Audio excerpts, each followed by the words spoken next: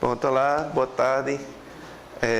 Meu nome é Luiz Borba e eu vou falar com vocês hoje um pouco sobre modelo de negócios.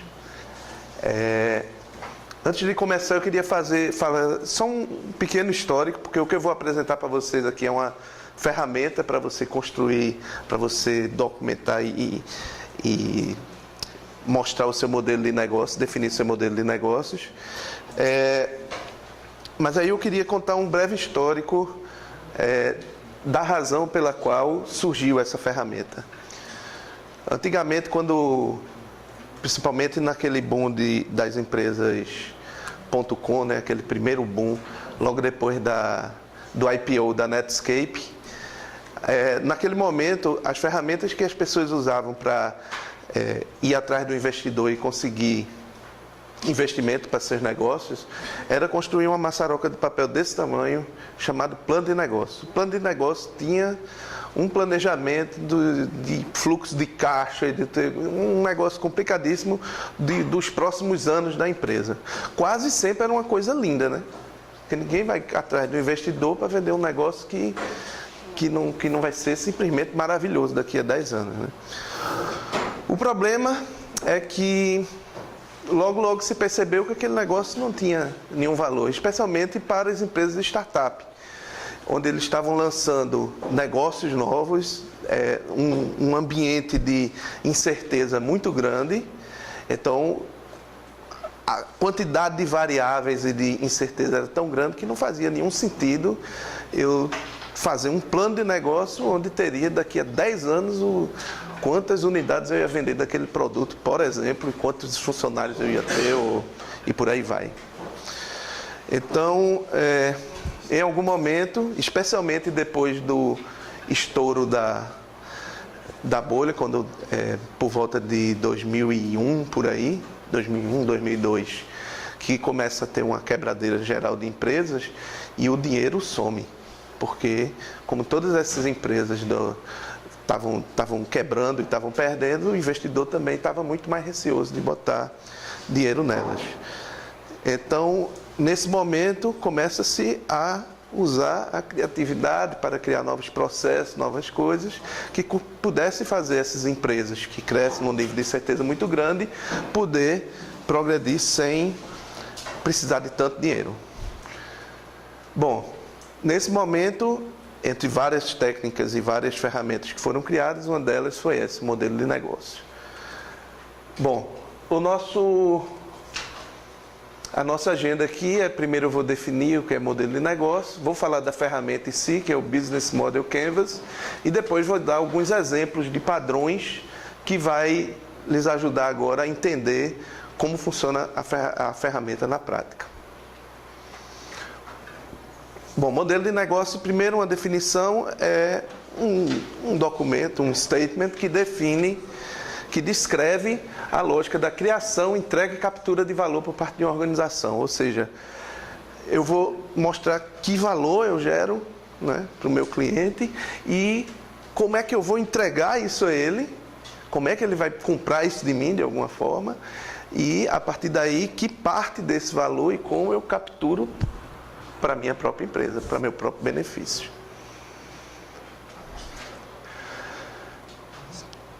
Como aquela alternativa de fazer um plano de negócio mirabolante, que era um negócio de mais ou menos umas 6.800 páginas, não deu certo, eles criaram uma ferramenta onde consegue expor os elementos chaves do seu modelo de negócio numa única página. Foi criado, portanto, esse Canvas, onde tem os vários segmentos aqui e eu vou preenchendo cada um deles. Evidentemente, eu vou passar de um por um. E esse vai ser o retrato do modelo de negócio, de como sua empresa cria, entrega e captura valor. São 9 áreas, né? E agora eu vou passar de uma por ela. No caso, eu criei uma certa ordem aqui, né? A primeira que eu quero mostrar é segmento de clientes, porque talvez a primeira coisa que você tem que identificar é justamente para quem você vai vender, quer dizer, qual é o público-alvo do seu negócio. Depois eu vou mostrar a proposição de valor, que é justamente que valor eu quero entregar para esses clientes. O que é que vai fazer esses clientes serem meus clientes? E aí depois eu vou passando pelo resto, mas eu só queria chamar a atenção que para você entender o modelo de negócio, essas duas áreas aqui é por onde que se deve começar para ter um entendimento. Então vamos lá. Primeiro é segmentos de clientes. Aqui a gente descreve os diferentes grupos de pessoas, organizações nos quais estamos interessados em alcançar e servir. O interessante aqui de segmento de cliente é que, em princípio, assim, a gente percebe cliente como aquele que me compra alguma coisa, me dá algum dinheiro, me dá algum valor. Mas isso nem sempre é verdade. Às vezes você pode ter vários segmentos de cliente, alguns segmentos ele precisa porque você vai entregar algum valor para ele, mas você não precisa necessariamente ser aquele que lhe dá algum dinheiro por algum serviço. Só para isso ficar mais claro, um exemplo clássico que todo mundo conhece aqui é o Google. Todo mundo aqui, eu tenho certeza, usa o Google para buscar algumas informações. Ele está lhe dando algum valor, você está trazendo algum valor para ele. Agora, vocês pagam alguma coisa ao Google para fazer buscas? Não. O que não quer dizer que ele não tenha que capturar valor, porque senão o Google não existia como empresa, né? Se fizesse tudo de graça. Então, você, a pessoa que faz as buscas no Google, é um segmento de cliente aqui no meu Canvas. Mas não é necessariamente quem me traz dinheiro. No caso do Google, teria um outro segmento de cliente, que é, por exemplo, os anunciantes. As pessoas que pagam para colocar anúncios no Google. Esses caras representam um outro segmento de cliente. Bom, você também não precisa... uma coisa importante no modelo de negócio é que você tem que capturar a essência do seu modelo de negócio. Se você começar a botar coisas muito repetitivas, coisas de menor valor, também não... Então, você tem que encontrar aqui o segmento de cliente-chave. Você não precisa identificar todos os nichos, se tiver algum menos relevante ali. Mas tem que estar aqui o suficiente para você entender como funciona o modelo e como você cria, entrega e captura valor. Bom, proposta de valor. Nesta área, e aqui nesse momento, você já chama atenção para uma coisa importante. Proposta de valor não é algo genérico, né? Você aqui vai descrever o valor que está trazendo, e para cada segmento de cliente. No exemplo que eu dei do Google, qual é o valor que as pessoas que fazem busca lá percebem nele, e que faz voltar nele e ficar fazendo busca lá? O que é? Informação, quer dizer, é óbvio, né? É porque eu boto lá a palavra e ele me entrega o que eu estou procurando, né? Me devolve a informação que eu estou procurando. Então, nessa área de propostas de valor, a gente vai ter que fazer uma ligação. Eu vou ter vários statements de propostas e eu tenho que relacionar essa proposta de valor. Que valor é esse? Para que segmento de cliente eu estou trazendo? Evidentemente, mantendo o exemplo do Google, o anunciante, ele não está em busca de informações, ele está em busca de visibilidade, que as pessoas vejam o anúncio, cliquem no anúncio dele, comprem o serviço dele, e através disso, etc.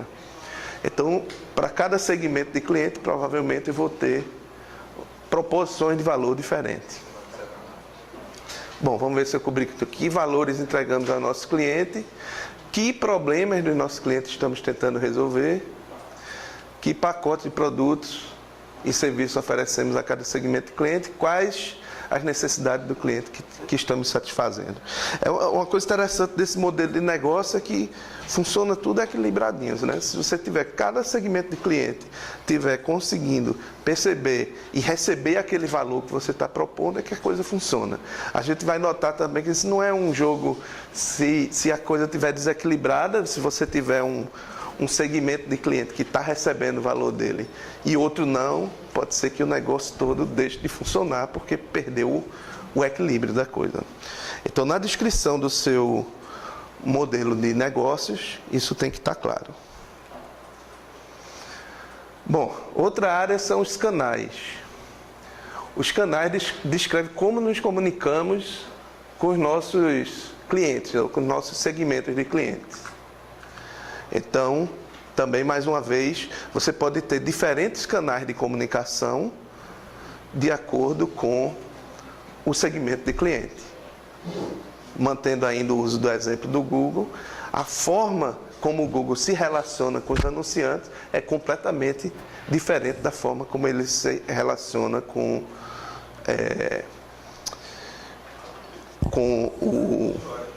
o usuário normal que vai fazer uma busca lá, né? Aliás, isso aqui, né, o objetivo dos canais, na verdade, imagine que aqui o segmento do cliente não é seu cliente ainda. É como você vai fazê-lo ser seu cliente. Também é importante. Como é que a gente atinge o nosso cliente, né? Como é que a gente atinge? Vamos pensar, nem sei no caso do Google, mas será que vai ter uma força de venda? Será que vai ter uma força de venda para ir atrás dos anunciantes? Como é que vai ser? Como é que gostaríamos de atingir esse cliente? Como podemos alcançá-los agora? Como estão integrados os nossos canais? Também tem a ver com a coisa do equilíbrio, né? Você tem vários canais e as coisas têm que se equilibrar. Como funciona melhor? Quais têm o melhor custo-benefício? Porque, evidentemente, você tem várias formas de atingir o cliente. Algumas são mais dispendiosas, mais caras, outras menos. E aí você tem que medir também o retorno que cada canal está lhe dando. E como estamos integrando as rotinas do cliente. Uma outra área é o relacionamento do cliente. A diferença aqui é sutil. Em canais, eles não são nossos clientes. É a forma como a gente vai em busca desses nichos, desses segmentos e trazê-los para vender o nosso produto e serviço. Em relacionamento com o cliente, aí, uma vez que eles já são nossos clientes, como eu me relaciono com eles? Então vai ser um site, vai ser só através do site, por exemplo, o Reclame Aqui é no site. Agora, você vai para um e-commerce, diferentemente, talvez, além do próprio site, tenha outras formas de relacionar. Um call center, uma coisa. Então, como você vai se relacionar com esse cliente? Bom, que tipo de relacionamento os segmentos espero que possamos estabelecer e manter com eles? Quais nós vamos estabelecer? Quão custoso? Aqui, evidentemente, o custo do relacionamento com o cliente é importante também. Como eles estão integrados com o resto do nosso modelo de negócio. Fluxo de receita. Aqui é bom, né? Porque, de qualquer forma, no final das contas, a gente quer ganhar dinheiro. A gente precisa capturar valor nesse processo, nesse serviço que a gente está oferecendo, serviço ou produto. E aqui eu descrevo como a minha empresa vai ser remunerada em relação a cada segmento de cliente. Então, assim, quais valores nossos clientes estão realmente dispostos a pagar? Como vai ser? Ele paga anualmente? Ou por quais eles pagam atualmente? E como é que vai ser esse modelo? Eu vou oferecer isso como um serviço e ele vai pagar por uso? Vai ser uma licença? Existem diversas formas de você capturar esse valor. E, claro, você está ligado, você está dentro de um segmento de mercado, o seu negócio, e você também tem que entender como eles estão pagando atualmente, como eles gostariam de pagar, como é que funciona, como é que seus concorrentes estão fazendo. Aliás, tem muito pulo do gato aqui. Pulo do gato, por exemplo, Netflix. Numa época que você tinha locadoras, né, e que você pagava por locação, ela de repente conseguiu, não foi a única mudança que ela fez, mas ela de repente conseguiu ter um atrativo maior simplesmente pela forma com a qual ela cobrava dos clientes. Ao invés de você pagar por locação, você pagava um valor mensal e podia ter sempre uma quantidade de filmes em seu poder, né? E você usava o correio. Eu não estou falando da Netflix de hoje, que já é tudo online. Mas Para quem não se lembra, a Netflix já foi uma locadora. Só que ao invés de você ir lá pegar o filme, você selecionava o filme que queria e mandava pelo correio. E aí você pagava. Para ter direito a ter 2 filmes, por exemplo, tinha um valor. Se quisesse ter 3 filmes por vez, tinha outro valor. E aí o truque é, você podia ficar com os filmes quanto tempo você quisesse, mas você só podia pegar novos se você devolvesse aqueles. Então é um exemplo como é importante você meditar bem e encontrar uma forma de cobrar e de capturar esse valor do serviço que você está oferecendo de forma inteligente e de forma que vai funcionar dentro do seu segmento de clientes, né? De cada segmento de cliente. Recursos chaves. Antes de entrar em recursos chave, eu queria voltar para o quadro geral para mostrar que eu falei até agora as coisas que estão do lado direito. Você tem uma proporção de valor aqui central, porque ela é central no seu modelo de negócios, e eu falei primeiro desses elementos que estão do lado direito. Agora eu vou falar os elementos do lado esquerdo. Então, recursos-chave. Aqui descreve os recursos que você precisa. Não precisam ser todos. É muita coisa que você precisa para fazer um negócio novo. Geralmente, muita coisa, muito detalhado. Muita. Mas você deve descrever aqui aqueles que são mais importantes, aqueles que são chaves, são estratégicos para você conseguir implementar e viabilizar o seu modelo de negócio. Recurso é um conceito muito genérico. Recurso não é só dinheiro. O brand, a sua marca pode ser um recurso. A competência, de repente, do time você pode considerar um recurso. A sua localização geográfica, em alguns casos, pense, por exemplo, num restaurante, né? A localização geográfica daquele restaurante pode ser um recurso. Dinheiro também é recurso. Então vamos lá. Quais recursos-chave que nossa proposta de valor requer? Canais de distribuição, relacionamento cliente, fonte de receita. Outra coisa que você precisa descrever no modelo de negócios são as atividades chaves. São as atividades mais importantes. Aqui também, todo mundo sabe aqui que numa empresa existe um conjunto imenso de atividades que você tem que fazer diariamente para fazer a empresa funcionar. Não estamos querendo ser exaustivos aqui. Aqui a gente tem que perceber quais são as atividades chaves, aquelas cruciais que estão no core business desse seu modelo de negócio que precisam ser desempenhadas. Então são as coisas mais importantes que a empresa deve fazer para que o modelo de negócio funcione. A outra área é parceiros chaves. Qual vai ser a rede de parcerias, qual vai ser aqueles parceiros mais importantes que você precisa ter do seu lado, negociar alguma coisa com eles para estabelecer essas parcerias, para poder viabilizar o seu modelo de negócio. Vamos pensar aqui rapidinho, voltando, por exemplo, no Netflix, e pensando no Netflix atual, online, que você entra lá. Um dos parceiros-chave deles são os estúdios que vão licenciar aqueles filmes, aquelas coisas, o conteúdo que ele vai passar. São os provedores de conteúdo ali. Eles são estratégicos. Especialmente dentro de um modelo, aqueles que fazem tipos de acordo de exclusividade. Alguns dos parceiros dele de provedor de conteúdo assinam com eles acordos de exclusividade. Isso vai criar um diferencial dentro do modelo de negócio dele imenso. Porque se você quiser ver aquele negócio, o único lugar que você vai encontrar é no Netflix. E claro, no Torrent também, né? Mas ele é um parceiro-chave, né? Agora, aqui tem um truquezinho aqui. Se você não coloque no parceiro-chave aquele fornecedor, por exemplo, que vai oferecer o serviço para todo mundo. Eu vejo, às vezes, o pessoal botar aqui no modelo de negócio a operadora de cartão. Isso é uma bobagem, isso não é uma parceria-chave. Porque, simplesmente, qualquer empresa que for lá e assinar um contrato e pagar lá as taxas, aquela coisa toda, vai ter aquele serviço. Não representa nenhum diferencial nem nenhuma parceria. Então, não é esse tipo de coisa, né? Então, saber diferenciar essa parceria, né? Então, está aqui, principais parceiros, principais fornecedores, que recursos estamos adquirindo nosso parceiro e por aí vai. Que atividades-chave nossos parceiros realizam. Evidentemente, a gente falou de receita há um tempo atrás, agora estamos falando de custo.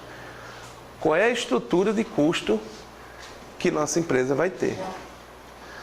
No caso do Netflix, por exemplo, ele, apesar de ser parceiro lá de algum provedor de conteúdo, não é tão parceiro assim, porque o cara não entrega de graça, ele tem que pagar. Então, o licenciamento do conteúdo, por exemplo, vai estar aqui na estrutura de custo. Aqui, mais uma vez, a empresa tem, qualquer empresa tem uma quantidade de custos e rubricas e alíquotas, é uma coisa horrorosa, é muita coisa. Não precisa botar tudo, você tem que botar aqui as principais coisas, aquilo que é necessário para você entender o modelo de negócio como um todo. Quais os custos mais importantes inerentes ao nosso modelo de negócio? Quais recursos-chave mais caros? Quais atividades-chave mais caras também? Pois bem, com isso a gente concluiu os elementos. Aqui você tem que... Essa ferramenta, essa é a ferramenta que é usada para descrever modelo de negócio. Isso aqui, não estou falando, não é uma coisa que é usado, que alguém inventou ontem e está usando ali na esquina, não. Isso aqui, se você for para qualquer investidor, não só aqui no Brasil, no mundo, ele vai cobrar que você demonstre o seu modelo de negócio através dessa ferramenta. Isso é muito importante entender. Bom, eu queria entender aqui fazer uma analogia que o nosso cérebro ele tem dois lados, dois hemisférios, né? Tem o lado esquerdo, que ele é mais responsável pela lógica, e o direito pela emoção. Esse canvas foi dividido também dessa forma, em dois hemisférios. Do lado esquerdo, ele está ligado à eficiência, à operação, e do lado direito ele está ligado mais ao valor e como eu entrego esse valor para o cliente, né? Então, essa divisão e esse equilíbrio, essa coisa, e essa distribuição aqui desses elementos nessas posições não é aleatória. Ela tem uma lógica para você entender o negócio como um todo. Bom, e aqui para poder tangibilizar um pouco esse discurso todo, eu vou trazer alguns exemplos, né? Primeiro do iPod. Todo mundo conhece o iPod aqui, certo? Então, primeiro, segmento de cliente. Aqui, no caso, ficou estabelecido que era um mercado de massa. Ele não entrou em detalhe, isso não é um produto de nicho, era um produto para todo mundo usar, certo? E o valor que você está trazendo para ele é uma experiência de ouvir música em qualquer lugar, em qualquer coisa. Você levava as suas músicas para onde você fosse, né? Esse é o valor que ele está trazendo para essa coisa. Agora eu pergunto para vocês conseguem identificar algum outro segmento de cliente que poderia estar aqui? Além das pessoas que vão ouvir as músicas no iPod? As produtoras musicais, os artistas, né? Porque, afinal de contas, porque aqui vale um comentário, né? Como o livro já saiu há algum tempo assim, então isso aqui não está completo, né? Você pode complementar com algumas coisas.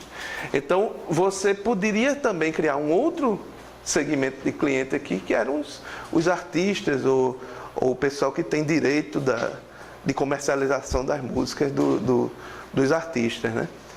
E se eu colocasse esse segmento de cliente aqui, qual era o valor que a Apple traz para eles? Que o negócio da iPod traz para eles? A visibilidade, né? A venda de música. Uma coisa curiosa desse segmento de cliente é que você não precisa... Você pode segmentar mais granular esse cliente. Você podia, por exemplo, botar aqui artistas iniciantes. Qual era o valor que ele trazia para para um cara que estava começando. De repente, a visibilidade é uma coisa que vai trazer maior para ele. E, de repente, se eu fizer no meu modelo de negócios essa quebra, isso me obriga mais ou menos a ter um serviço específico, um valor específico e um serviço específico para esse tipo de artista. Podia ter aqui artistas consagrados. Artistas consagrados. Que valor esse negócio ia ter para um artista consagrado, um cara que vende muito? Aí provavelmente estava mais relacionado à distribuição do material dele, tudo, o cara via ele em qualquer lugar e tudo mais. Então isso aqui, aliás, né? Isso aqui é muito abstrato. Existem várias formas de você jogar e enxergar o seu negócio dentro desse contexto. E aí você tem que sair jogando. Deixa eu ver outra coisa que eu quero destacar aqui. Aqui, por exemplo, no fluxo de receita, né? O fluxo de receita tem faturamento na venda do hardware e faturamento na venda de música. Exatamente. Não, tem razão, e principalmente porque o tempo foi passando, né? E o iPod especificamente já não é tão popular. As vendas do iPod caíram muito, mas a Apple continua vendendo e vendendo cada vez mais conteúdo, como música, por exemplo. Mas note que na época que esse modelo foi feito, ele vendia muito iPod e está começando a vender música. Então, tem aqui muito aqui, pouco aqui. As coisas podem mudar, né? As estratégias. Uma coisa importante também para ver, isso aqui, o seu modelo de negócio, especialmente de um negócio que ainda não existe, que você está querendo construir, ele se trata tão somente de um conjunto de hipóteses, esse conjunto de hipóteses que você acredita que vai dar o que você quer. Mas você tem que fazer a validação disso. E essa ferramenta não foi feita para você descrever um modelo e ficar por isso mesmo. Foi feita para você facilmente. E note que aqui, no desenhozinho, ele botou aqui post-it justamente para demonstrar que essa coisa aqui é viva. Até você encontrar um modelo de negócio, entrar no mercado e faturar, essa coisa vai mudando. E mesmo depois que você entrar no mercado, faturar, estiver ganhando dinheiro, ficando cheio de dinheiro e rico, mesmo assim, ao longo do tempo, as condições mudam e você eventualmente está sempre revisitando isso aqui e mudando alguma coisa e alterando alguma coisa no seu modelo de negócio para poder se ajustar com a mudança do contexto. Bom, obviamente aqui o custo, né, de pessoas, de fabricação, marketing, vendas. Note que existe uma parceria-chave aqui com as companhias com as gravadoras, né? Aliás, esse em especial porque na época que isso foi lançado, as gravadoras só vendiam o seu material com CD, né? Com CD. Então, foi preciso aqui uma negociação complicadíssima para ele poder fragmentar o CD e eventualmente vender músicas avulsas e por um valor que tornava esse negócio todo viável. Pelo menos para a Apple, né? Oi? As gravadoras já estavam perdendo faturamento há um ano, né? Já se mataram. Pronto. E isso geralmente é complicado, né? Porque você pode estar num negócio em declínio, né? Mas você sair daquilo para um outro modelo de negócio, especialmente numa indústria que vendeu as coisas daquele jeito há 500 mil anos, né? É difícil. Então eu já li alguma coisa sobre o assunto. Essas negociações aqui foram bem complexas. Bom, agora eu quero mostrar alguns padrões de modelo. Isso aqui é uma coisa muito interessante porque às vezes você tem uma empresa estabelecida, né? Especialmente empresas muito grandes. Eu vou mostrar aqui pelo exemplo que é mais legal. Então veja que, por exemplo, aqui uma empresa de telefonia. Vai ser muito difícil você conseguir conciliar tudo e descrever um modelo de negócio num único canvas de uma empresa de telefonia, porque é uma empresa tão grande, tem vários negócios diferentes. E, em geral, o que sugere é separar negócios de relação com o cliente de negócio de inovação, de negócio de infraestrutura. São negócios diferentes, que têm segmento de cliente diferente, que têm valores diferentes. convive tudo na mesma empresa, como no caso de telefonia. Mas você tem que separar isso, porque senão você também não vai entender porcaria nenhuma. Então, numa empresa de telefonia, por exemplo, há uma coisa relacionada aqui à telefonia em si, ao serviço que ele oferece para os clientes. Você separa ele de, por exemplo, aqui Content Providers, qual é o relacionamento que você faz com ele. Aqui está relacionado com a inovação e aqui com infraestrutura, porque naturalmente existe um negócio dentro de telefonia, que é estrutura, antena, tal, equipamento, aquela complicação toda. Outro tipo de negócio clássico é a cauda longa. Na cauda longa, diferente daquela coisa de vender os best-sellers, de vender muito aquela coisa, ele tem um inventário imenso de produtos, ele tem uma quantidade de oferta muito grande e individualmente cada coisa daquele vende pouco, mas ele ganha uma boa quantidade de dinheiro na soma de todas essas vendas. Cuidado, negócio de cauda longa, você tem que, para manter um custo baixo, né? Você tem que ter um custo baixo de estoque. Vamos ver um exemplo aqui, por exemplo, o Lulu.com. O Lulu.com é uma plataforma de self-publish, onde os autores de livros podem ir lá, contratar serviços de publishing e publicar seu livro através do Lulu. Evidentemente, o atrativo dele, o segmento de cliente dele são autores de nicho. Porque se fossem autores de best-seller, eles iam procurar um modelo mais tradicional, porque ia lançar um negócio com mais estardalhaço, ia precisar de mais dinheiro e tudo. Então, aqui ele tem autores de nicho e audiências de nicho. Ele vende o serviço de self-publish para o autor e vende o livro que o autor produz para as audiências. Aqui eu chamo a atenção que um recurso-chave que ele tem aqui é infraestrutura de impressão por demanda. Como ele vende pouco de cada unidade, ganha no volume, se ele tivesse que manter estoque de uma quantidade imensa de livros, ele ia ter um custo altíssimo. E o negócio dele, as contas no fim poderiam, e aliás, provavelmente não fechariam, certo? Então, portanto, é um recurso-chave a impressão por demanda. Para na hora que você tiver alguém que comprar um livro, aí sim ele vai imprimir aquele livro e mandar para aquele cara que comprou. Então, isso aqui, com certeza, é um recurso-chave para esse tipo de negócio. Porque negócio de cauda longa, se você tiver que manter todos aqueles produtos em estoque, a conta não vai fechar. Outra coisa muito interessante são essas plataformas multilaterais. Ou seja, você tem 2 ou mais grupos de clientes ou segmentos de clientes e você tem que dar valor para os dois. Eles não podem não estar relacionados diretamente no sistema, como no caso do Google, né? Anunciante e pessoa.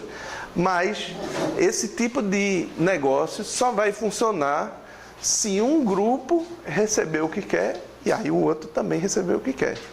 Se um dos dois não receber o que querem, aí vai para o saco. Então aqui é o próprio exemplo do Google. Eu tenho aqui um segmento de cliente que é o pessoal que navega na web, que recebe como valor uma busca gratuita, e tem os anunciantes que compram e recebem como valor anúncios por palavra-chave, por coisa, né? Anúncios mais focados com a promessa de atingir melhor o público que ele está buscando. E tem aqui mais um elemento que é os donos de conteúdo. Por exemplo, as pessoas que têm o site, que podem botar em seu site os anúncios do Google. Então, assim, se esses caras aqui, o pessoal que navega na web, não usar a busca, se ele não tiver um volume muito grande usando a busca, todo esse modelo de negócio desmorona. Não vai funcionar nada. Então, em plataformas multilaterais, esse equilíbrio, essa busca de que todos os segmentos de cliente consigam receber o valor que você oferece para ele é muito importante para o funcionamento da estrutura. Outro clássico é o modelo free, né? O modelo free, os clientes não pagantes são financiados pela outra parte. Eu podia usar o próprio Google como exemplo. Na verdade, o free é uma especialização do modelo multilateral. Mas aqui tem um exemplo, por exemplo, do Red Hat, que ele é open source e tal, então você, como um usuário que se vira sozinho, ele vai lá no site, baixa, usa e faz o que quiser. Agora, ele tem, por outro lado, isso aqui faz com que a plataforma seja popular, né? E quando eu tiver uma solução enterprise que precisa de suporte, garantias e tudo, a própria Red Hat oferece esse serviço para esse tipo de cliente. Então as coisas também aqui andam junto. Um lado recebe uma coisa de graça, porque do outro lado tem um segmento de cliente que está pagando por isso.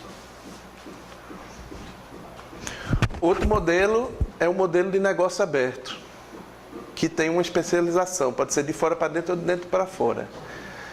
Isso aqui é um exemplo da P&G Connecting Develop, é um modelo de inovação aberta, onde a P&G coloca, tem um site, tem tudo, ele coloca os desafios e as coisas, os problemas que eles querem resolver e consegue atrair, por exemplo aqui, cientistas aposentados, cientistas externos, pessoas que tenham investigando aquele problema e que conheça aquele problema e queira arrumar uma solução para ele. Ele mesmo não estando na folha de pagamento da empresa, eles fazem isso por fora e naturalmente recebem um benefício aqui. Isso é o de fora para dentro. E tem o de dentro para fora. Aqui é um exemplo que é mais comum em algumas empresas de farmacêuticas, né, que fazem remédios. Sabe que esse negócio de remédio também está todo ligado a patentes, né? Quando o cara descobre lá um remédio para curar alguma coisa e tal, ele estabelece a patente. Só que existe, dentro desse conjunto de patentes imenso que qualquer empresa farmacêutica tem, existe um conjunto de patentes que são para doenças, coisas que estão mal servidas de alguma forma. Aquela coisa que não virou produto ou não virou best-seller. Aliás, curiosamente, da mesma forma que o mercado editorial, o mercado farmacêutico também, a busca por eles é a busca de best-sellers. É de criar aquele remédio que todo mundo precisa. Então, existem coisas que são relacionadas a doenças mais raras e tudo, que geralmente são mal serviços, que não há muita pesquisa e desenvolvimento nisso.